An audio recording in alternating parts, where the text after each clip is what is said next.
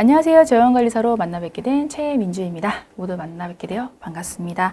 네, 우선 본 강의에 앞서서요, 이제 오리엔테이션을 통합으로 진행하려고 합니다. 그래서 재원관리사가 어떤 시험인지, 또 어떤 시험 범위를 가지고 공부를 해 나가야 되는지, 그리고 어떻게 공부 전략을 짤지, 이런 부분들에서 얘기를 좀 드리려고 합니다.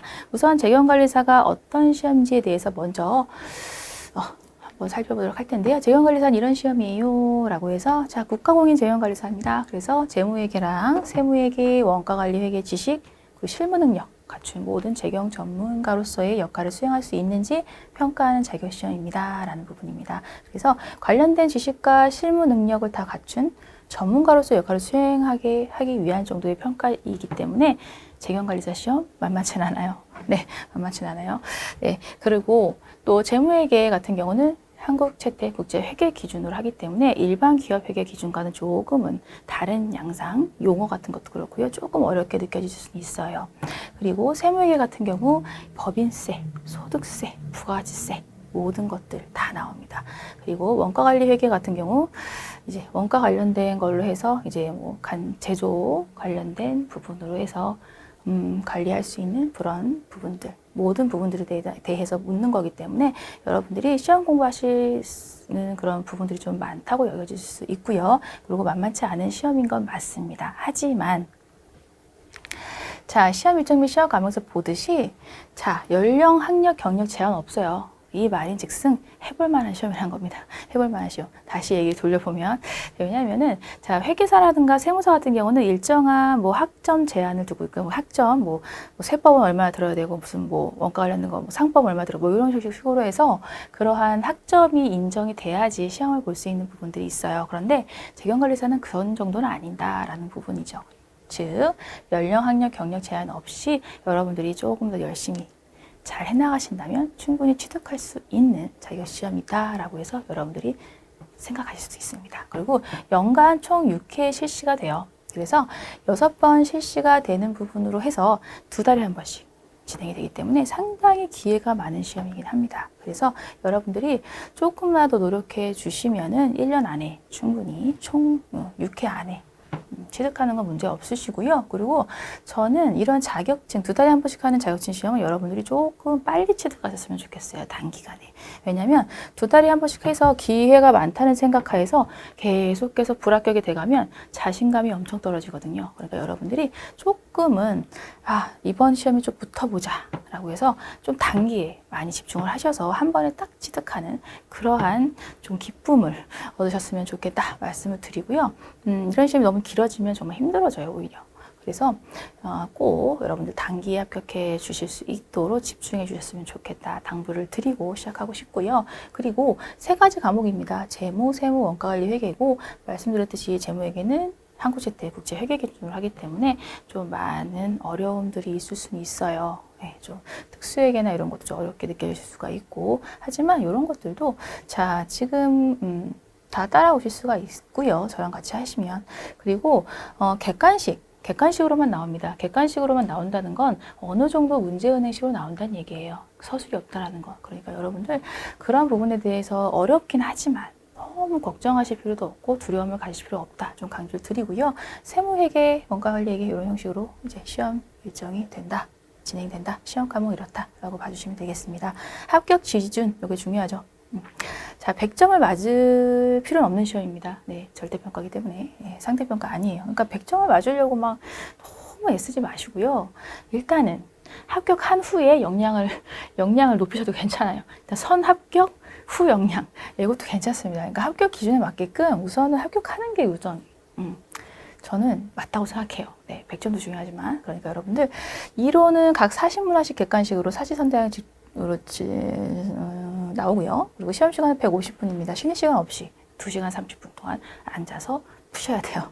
네, 그리고 3과목 동시 진행이 되는 부분이라서 여러분들이 그 재무, 세무, 원가관리 회계를 좀 시간 안배를 해서 여러분 좀 푸셔야 되는 부분들이 좀 필요하다 말씀드리고요.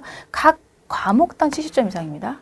착각하시면 안 되는 게 평균 70점 아니에요. 그래서 원가는 한 60점 맞고 뭐 조금 뭐 재무나 이런 거 자신 있으니까 뭐 80점 맞고 해서 70점 맞추죠. 이러면 안 돼요. 70점. 각 과목 70점 이상이어야지만 합격합니다. 평균 아니에요. 정말 강조드리고 싶어요. 평균이라고 생각하시면 되게 많아요. 근데 평균 절대 아니에요. 각 과목당 70점 이상 합격이라서 100점은 아니지만 70점을 넘을 수 있는 정도의 수준으로 여러분들이 공부를 좀 해주셔야 되는 필요성이 있습니다. 네, 그리고 사실 전략이 많이 필요한 시험이에요. 네, 그리고 출제 유형 공부 방법은 간략하게 얘기하면 이론에 대해서 중요한 부분 위주로, 포인트 위주로 이해를 할 거고요. 그러고 나서 기출형 문제가 풀이가 바로 있습니다. 전략적으로. 전략적으로. 네. 각 과목 70점 이상 합격할 수 있도록. 이 많은 과목을 단기간에 딱 이론을 딱 잡고 100점을 맞을 수는 없고요. 70점에 맞춰서 그 정도 선에서 포인트 되는 이론만 딱딱 집어서 효과적으로 공부하시면 돼요. 그렇게 생각해 주시면 되겠고요. 그리고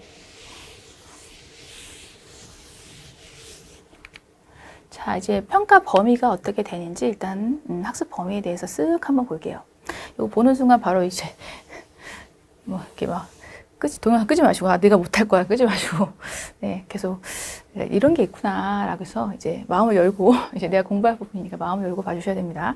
재무회계 일반 재무로 해서 이제 재무 보고 국제회계 기준에 맞춘 거기 때문에 이런 부분들에 대한 이해가 좀 필요하고요. 그런 것들에 대해서 얘기를 할 거고요. 재무의 개념 체계나 재무제표, 기타 공식 부분으로 해서 재무회계 일반적인 사항에 대해서 먼저 살펴본 후에 재무상대표, 자산부채 자본에 대한 항목, 효과손익계산서, 수익비용, 기타 사항, 그리고 특수회계 관련해서 이런 부분들 이렇게 해서 평가 범위는 이렇게 되어 있습니다. 그리고 세무회계는요. 세법의 일반적인 이해를 하고 국세 기본법에 대한 이해를 하시고 법인세, 소득세, 부가가치세 이런 형식으로 해서 수업이 진행될 거예요. 네, 원가관리 회계 평가 범위는요. 원가의 기초로 해서 원가회계는 어떤 것들인가라고 해서 말씀을 드릴 거고요. 그리고 생산 형태에 따라서 원가 계산이 달라지는구나. 측정 방법은 이렇구나. 의사결정을 위한 정보 활용이라든가 성과평가, 계획 통제 이런 부분까지도 같이 원가관리회계에서는 같이 얘기를 할 부분입니다. 이렇게 여러분들 진행될 거다라고 이렇게 한번 쓱 봐주시고요. 보시면 힘들어하지 마시고 마음을 열어주셔야 됩니다. 이제 할 거니까 우리 공부할 거니까 그런 얘기고 자 합격을 위한 수업 방식인데요. 좀 쑥스럽긴 하지만 합격을 위한 수업 방식 너무 옛스럽나요? 너무 옛날 같아. 옛날스럽나요? 아무튼 그런데 자 재무회계 별거 없어요. 자, 이론 일단 단계 정리하는 게 가장 베스트죠. 가장 베스트. 자, 이론을 단계의 중요한 부분만 위주로 할 겁니다. 자, 3.1회계 법인 기준서 가지고 공부하기엔 양이 너무 많아요. 그리고 여기에서 좀 일부만 나오는 부분들이 많기 때문에 지금 현재 책 구성이 참 잘 돼 있거든요. 그래서 기본적인 이론, 잘 나오는 이론 분미로 해서 책에 있는 내용 위주로 중요한 부분 체크해 나갈 거고요. 개념 정리할 거고요. 그리고 세무회계 같은 경우는 이것도 역시 단기 정리하는 게 가장 좋고요. 그리고 시험에 나오는 중요한 부분 위주로 개념 정리 드릴 겁니다. 네. 세법 외울 게 너무 많아요. 그중에서 다 외울 수는 없어요. 이만한 세법을 다 외울 수는 없고요. 중요한 부분 시험에 나오는 위주로 해서 조금 개념적인 부분 좀 챙겨드리는 부분으로 해서 최대한 빨리 정리할 수 있게끔 도와드릴 거고요. 그리고 여러분 세무회계를 처음 접하시거나 너무 어려워 하시는 분들은 부가가치세부터 먼저 하시고 그리고 법인세, 소득세 순서를 공부를 하세요. 이게 조금 더 효과적인 공부 방법이 됩니다. 부가가치세는 조금 법인세, 소득세와는 다른 구조죠. 약간 좀 별개의 세법 느낌이 좀 있습니다. 이 법인세는 뭐 누진세율도 적용이 되고, 그리고 서로 연결되는 부분들로 해서 좀 있는 분도 있는데, 부가가치세 같은 경우는 조금 별개의 부분의 느낌인 세법이다라고 생각하시면 돼요. 그래서 요건 뭐 누진세율 같은 것도 없고 단일세율만 적용이 되는 부분이고 그리고 뭐 면세제도나 뭐 영세율제도 요 정도만 이해하시면 충분히 할 수 있는 부분이 많기 때문에 여기 부가세부터 먼저 하시고 법인세, 소득세 순서대로 공부하세요. 소득세부터 하시면 또 너무 힘들 수 있어요. 법인세랑 소득세랑 좀 비슷한 세금 계산 구조를 갖고 있는 부분이라서 법인세를 먼저 하신 후에요.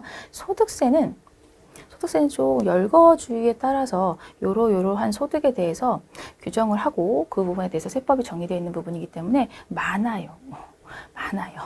그래서 소득세는 좀 더 법인세보다 좀 많은 소득을 여러분들이 배우셔야 되는 부분이에요. 뭐 이자 소득, 기타 소득, 근로소득 이런 하나하나 열거된 소득들에 대해서 공부를 해야 나가게 되기 때문에 우선 법인세를 통해서 기본 소득, 기본 세액 그런 계산 구조를 먼저 익히시고 상대적으로 소득 관련된 소득, 뭐 종합소득, 뭐 양도소득, 세액소득 이런 식으로 소득이 많거든요. 그런 소득 구조가 많은 소득세를 나중에 공부하시는 게 훨씬 더 나으십니다.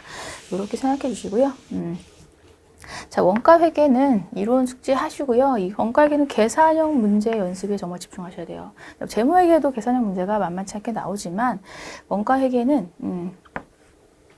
거의 그 원가를 계산해야 되고 이런 부분들이기 때문에 계산형 문제 연습에 집중을 특히나 더 많이 해주셔야 되는 부분 필요합니다. 네, 그 계산기 사용 꼭 숙지를 해주세요. 계산기 사용 못해서 이렇게 그런 거 잘 못 쓰시면은 좀 뭐 이렇게 버벅될 수 있다라고 해야 되나요? 약간 좀 그렇습니다. 그래서 M 플러스 MR, MC 뭐 이런 거 정도는 여러분이 조금은 네, 알아두시고 루트나 뭐 이런 것들까지 좀 알아두시면 좋겠지만 일단은 기본적으로 빨리 계산기를 나와 같이 친구처럼 계산기를 금방 안 보고도 두들길 수 있을 정도로 좀 숙지하시는 거 훨씬 좋고요. 그렇게 해주시면 좋겠어요.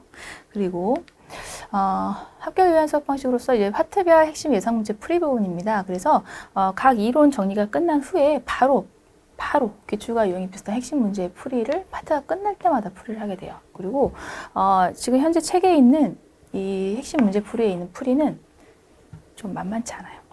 조금 나오는 재경관리사 시험보다 조금 난이도가 있는 것으로 구성됐습니다. 그래서 여기 있는 핵심 문제풀이를 여러분들이 조금 심도 있게 잘 해나가시면 실제로 재경관리사 시험장에 가시면 조금 쉽게 느껴질 수 있을 거예요. 그래서 여기 있는 문제풀이 여러분들 꼭 저와 함께 잘 풀어주시고 잘 정복해 나가셨으면 좋겠고요. 그리고 항상 틀리는 문제는 맨날 틀리실 거예요. 오답 유형은 항상 살펴보시는 건 기본이시죠. 그래서 그런 식으로 해서 문제 개념 완전 정복하고요. 또 최종 모의고사 3회분 있습니다. 3회분에서 쭉 정리하시면서 뭐 시간 이렇게 2시간 반 잡아놓고 이렇게 풀이하시는 형식으로 해서 마무리 해주시면 6번째로 재경관리사 합격 이럴 수 있는 거죠. 그러니까 여러분들 단기에 꼭 합격할 수 있도록 저와 함께 달려나가 주셨으면 좋겠다. 좀 말씀을 드립니다. 네, OT 통합 OT로 이렇게 말씀을 드렸고요. 본 강의 때 뵙도록 할게요. 수고 많으셨어요. 감사합니다.